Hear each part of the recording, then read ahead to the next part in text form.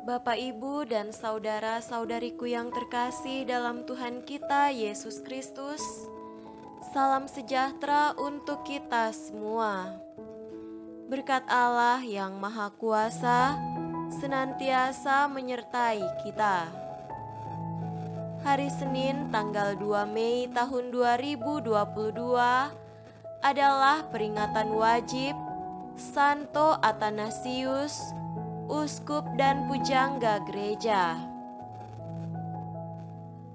Pembela terbesar ajaran Gereja Katolik tentang Tritunggal Maha Kudus dan misteri penjelmaan sabda menjadi manusia ialah Santo Athanasius, Uskup Alexandria, Mesir.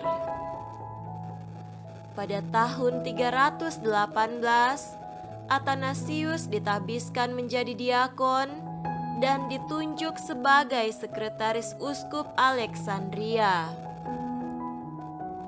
Sebagai sekretaris uskup, ia berhubungan erat dengan para rahib padang gurun seperti Santo Antonius, sang pertapa dari Mesir. Athanasius sendiri tertarik sekali dengan kehidupan para rahib dan ia meneladani cara hidup para pertapa serta menjadi seorang pendoa besar. Menanggapi aliran sesat Arianisme, Athanasius bersama uskupnya pergi menghadiri konsili Nikea. Dalam konsili itu, Athanasius terlibat aktif dalam diskusi-diskusi mengenai kealahan Yesus Kristus, pribadi kedua dalam Tritunggal Maha Kudus. Sekembali dari konsili itu, peranan Athanasius semakin terasa penting, terutama setelah meninggalnya Uskup Alexander 6 bulan kemudian. Athanasius dikenal sebagai seorang uskup yang banyak menulis. Dengan tulisan-tulisannya, ia berusaha menerangkan dan membela ajaran iman yang benar. Ia meninggal dunia pada tanggal 2 Mei tahun 373. Marilah kita mendengarkan dan merenungkan bacaan-bacaan kitab suci.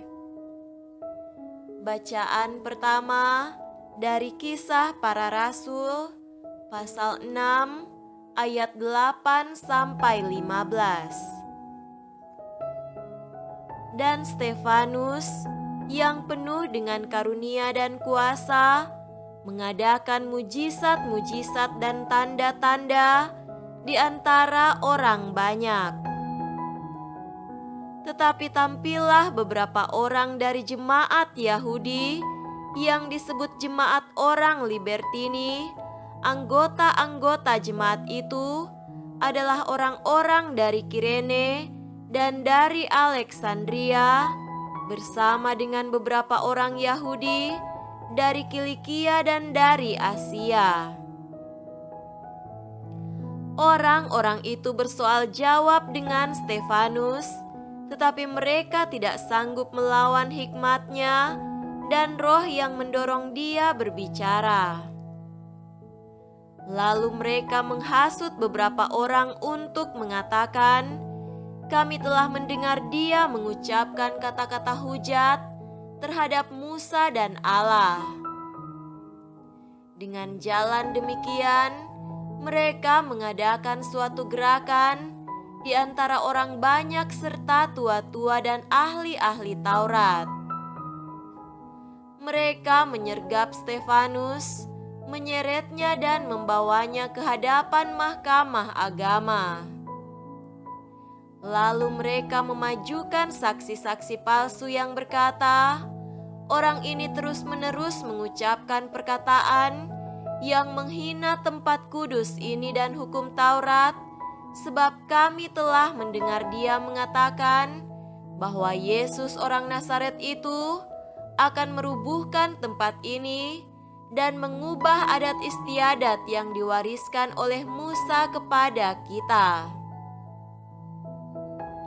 Semua orang yang duduk dalam sidang mahkamah agama itu menatap Stefanus, lalu mereka melihat muka Stefanus sama seperti muka seorang malaikat. Demikianlah sabda Tuhan. Syukur kepada Allah.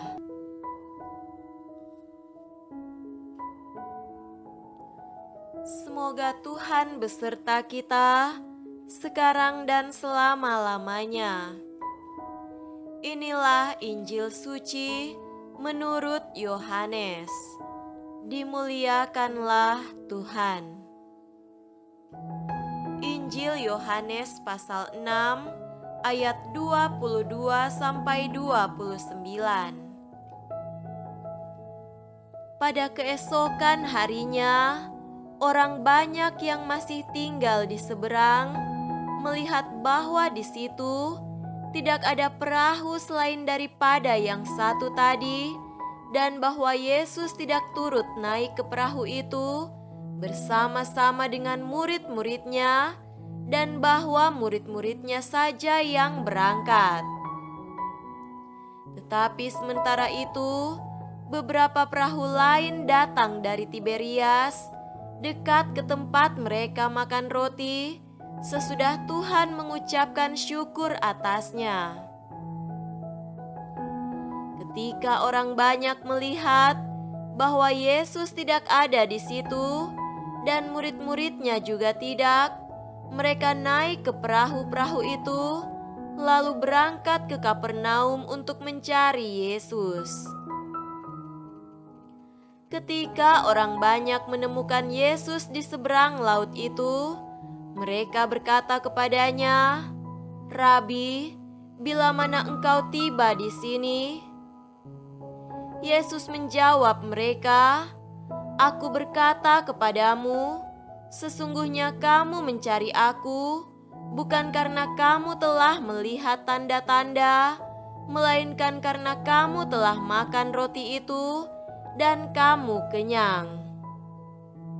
Bekerjalah bukan untuk makanan yang akan dapat binasa, melainkan untuk makanan yang bertahan sampai kepada hidup yang kekal, yang akan diberikan Anak Manusia kepadamu. Sebab Dialah yang disahkan oleh Bapa, Allah, dengan meterainya."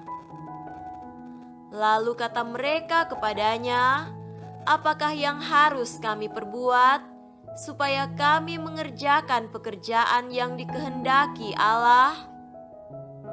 Jawab Yesus kepada mereka, "Inilah pekerjaan yang dikehendaki Allah, yaitu hendaklah kamu percaya kepada Dia yang telah diutus Allah." Demikianlah sabda Tuhan. Terpujilah Kristus.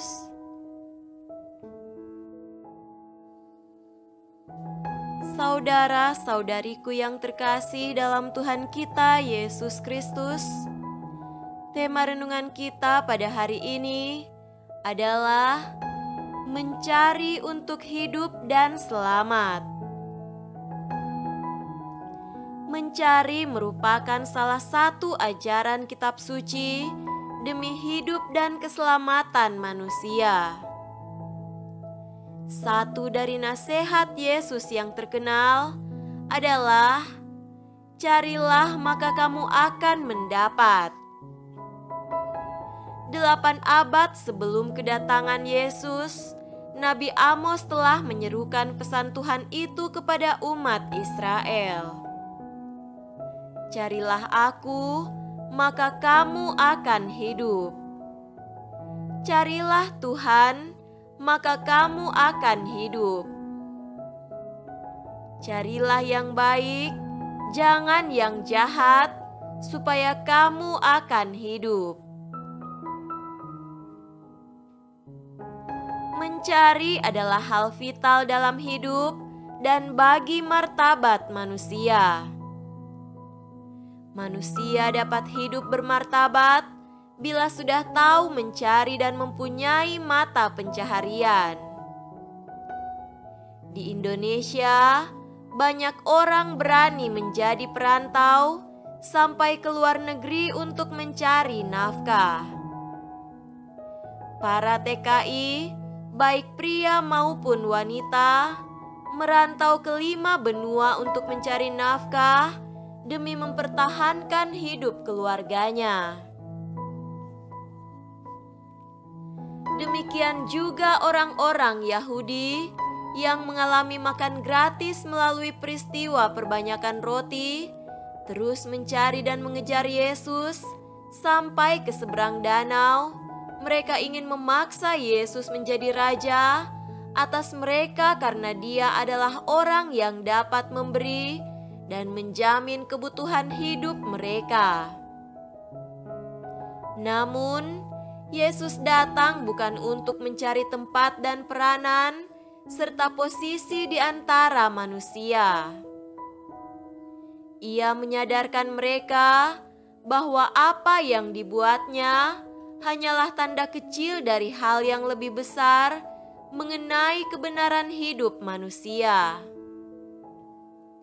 Semua yang mereka alami merupakan tanda yang perlu untuk membawa mereka kepada kebenaran itu. Yesus datang bukan untuk menjadi pembuat roti material, tetapi bersaksi tentang hidup kekal dan memberi kepada manusia nutrisi yang membawa kepada hidup yang kekal. Hidup manusia tidak berakhir di dunia sekarang ini saja, tetapi sampai ke dunia yang akan datang. Karena itu, manusia tidak bisa hidup dari roti saja. Yesus mengajak orang-orang Yahudi untuk menerima panggilan hidup kekal dan mencari nutrisi untuk itu. Bekerjalah untuk makanan yang bertahan sampai hidup yang kekal. Makanan itu bukanlah barang material berupa sembako, tetapi hal melakukan pekerjaan yang dikehendaki Allah. Makananku ialah melakukan kehendak Dia yang mengutus aku dan menyelesaikan pekerjaannya. Itulah nutrisi yang membuat manusia dapat sampai kepada hidup yang kekal. Saudara-saudariku terkasih, hari ini kita perlu mengulangi pertanyaan orang-orang Yahudi kepada Yesus. Apakah yang harus kami perbuat supaya kami mengerjakan pekerjaan yang dikehendaki Allah? Jawaban Yesus jelas dan tegas, yaitu hendaklah kamu percaya kepada Dia yang diutus Allah. Dengan percaya kepadanya, manusia tidak akan tenggelam dalam urusan mencari untuk memenuhi kebutuhan hidup duniawi saja, tetapi berani membuka diri bagi panggilan hidup yang kekal. Dalam iman akan Dia yang diutus Allah, manusia dapat belajar seperti Stefanus yang memiliki hikmat dalam hidup. Seperti dia yang percaya dengan teguh dan memperjuangkan hidup dalam terang iman serta tekun melaksanakan pekerjaan Allah. Hanya dalam iman, manusia tak dapat dikalahkan oleh godaan hawa nafsu dan ancaman serta pesona apapun dari dunia ini. Demikian setiap orang percaya dapat berjalan mengurus hidup di dunia kini dengan mengikuti jejak Kristus di bawah tuntunan Roh Kudus menuju hidup yang kekal dalam rangkulan kasih Bapa Surgawi. Semoga demikian. Amin.